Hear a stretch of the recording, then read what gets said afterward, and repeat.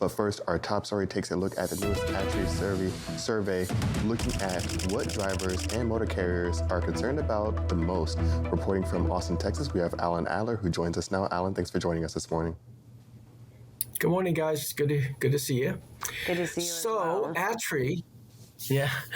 ATRI, guys, puts out an annual survey of top issues that are affecting the trucking industry, and they look at it two ways. They have an overall number that looks at the top issue by merging what drivers think, commercial drivers, and what motor carriers think. And then, there's some subgroups, law enforcement and things like that. Overall this year, and I think this tracks with what we're seeing elsewhere, is the economy. It's number one on the list. It was not number one for the drivers, but it was for the carriers. And, so it from a point perspective, made the biggest difference. And it knocked fuel prices out from the number one position a year ago. So I see we've got it in front of us, which is great. You can see that there's only three areas here that the drivers and the carriers really agree on. It's the economy, it's fuel prices, and it's where's the third one? I know there is one. Fuel prices but you can see how they match up, and this is typical. You usually get some agreement, but the closest one on here would be the fuel prices. The drivers say it's number three, and the carriers say it's number five.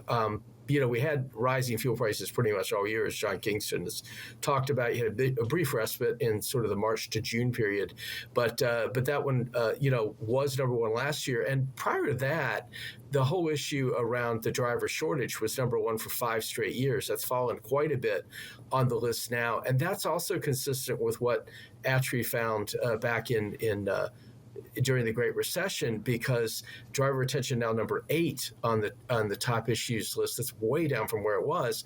Well, part of that is that we're in a freight recession. We are not seeing new authorities taken out, and we're seeing a lot more surrendered. So this idea that retention is not as big a deal as it's been either, because drivers are kind of staying put where they are and not jumping after. One time we used to get big bonuses to jump companies. I think that this is fascinating, right? Because specifically looking at the driver shortage issue, it shows that really big dichotomy that exists from the drivers themselves and the thought process of there's not too little of us. It's just the fact that they're spread out into different places versus the motor carrier's thoughts of, I can't find anyone to fill my trucks, therefore there must be a driver shortage. And that's one of those things that I think kind of has a common thread on some of these issues, right? Is that it's not necessarily an issue of, is there access? It's an issue of where is this capacity spread out, of where the drivers spread out. And we see that kind of power continue to shift as we go from an economy that supports owner-operators, smaller operations, to an economy where individual drivers have to rely on employment from these bigger motor carriers. Do you think that we get a switch or we see a switch maybe in next year's results because of the way that things have changed in the economy these last kind of 2 quarters, and that change from drivers working on their own to working back in companies?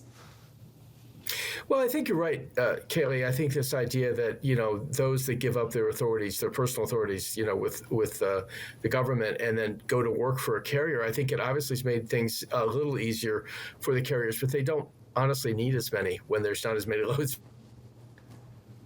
This is a little bit outside of my daily coverage, but I've covered this study over the years, and I do think that they indicate rather strongly where things are headed.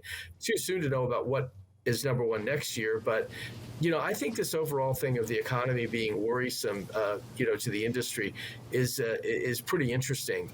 We're seeing signs of it. Obviously, Craig Fuller and others have written on our sites about that, including as recently as yesterday, about what's happening. So I think that there's a recognition that these are going to be some pretty tough times. Personally, I was really interested, though, to see that there was a new entry on the top 10 this year, and it was zero-emission vehicles, which is something I'm a little more familiar with on a daily basis.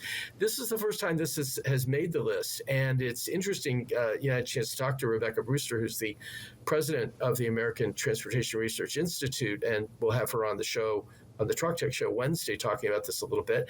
But the idea is that, it is now creeping into people's minds that they're going to have to address this. I mean, obviously, the regulations have been on the books for a while, but the clock hasn't been ticking maybe as fast as it is now in terms of starting the transition to zero emission or electric vehicles.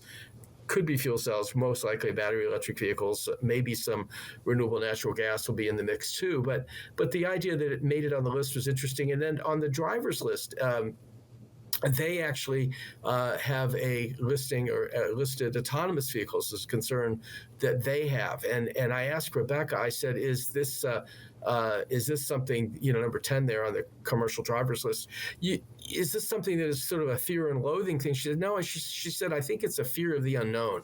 She said, they just don't know what to expect at this point.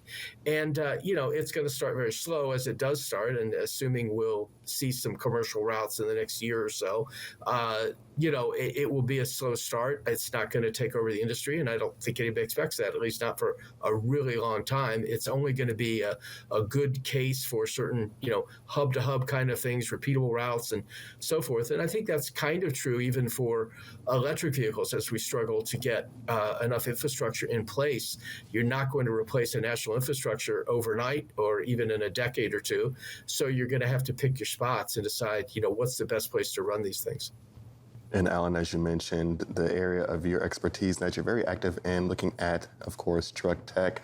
Can you give us a preview as to what you might be jumping into later on this week? I'm sorry, I missed you there, Anthony. Can you repeat? Sure. Can you give us a preview of what you'll be talking about or going through in truck tech this week? Yeah, on the show Wednesday, we're actually going to do it from here as best we can. We've already begun sending over some stuff. We've got the Rebecca Brewster interview.